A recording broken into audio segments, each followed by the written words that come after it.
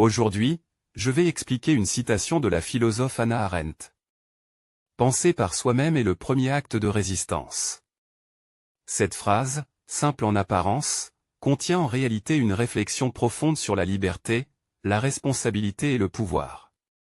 Hannah Arendt est une philosophe du XX siècle, connue notamment pour ses analyses du totalitarisme, du nazisme et de la responsabilité individuelle. Ayant fui l'Allemagne nazie, elle a été marquée par la manière dont des régimes autoritaires parviennent à faire obéir des millions de personnes.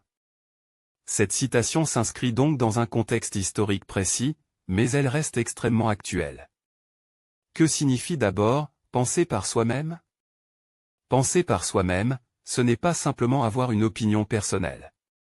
C'est prendre le temps de réfléchir, de questionner ce que l'on nous dit, de ne pas accepter une idée uniquement parce qu'elle vient d'une autorité, d'une majorité ou d'une tradition.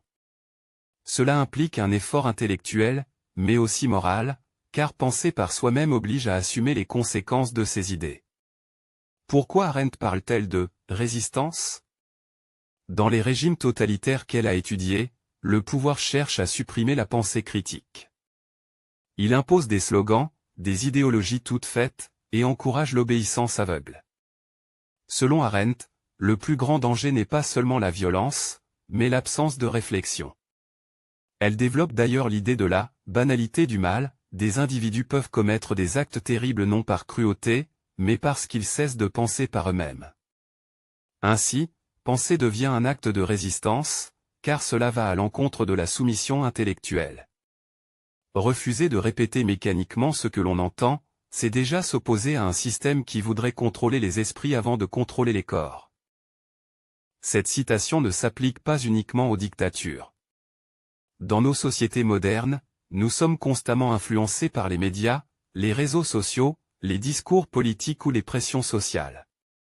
Penser par soi-même signifie alors vérifier les informations, confronter les points de vue, accepter le doute et la complexité. Cela demande du courage, car il est souvent plus confortable de suivre l'opinion dominante.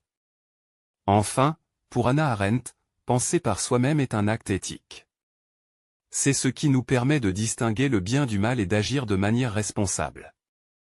La pensée devient donc le fondement de la liberté et de la dignité humaine. En conclusion, cette citation nous rappelle que la résistance ne commence pas toujours par des actes spectaculaires.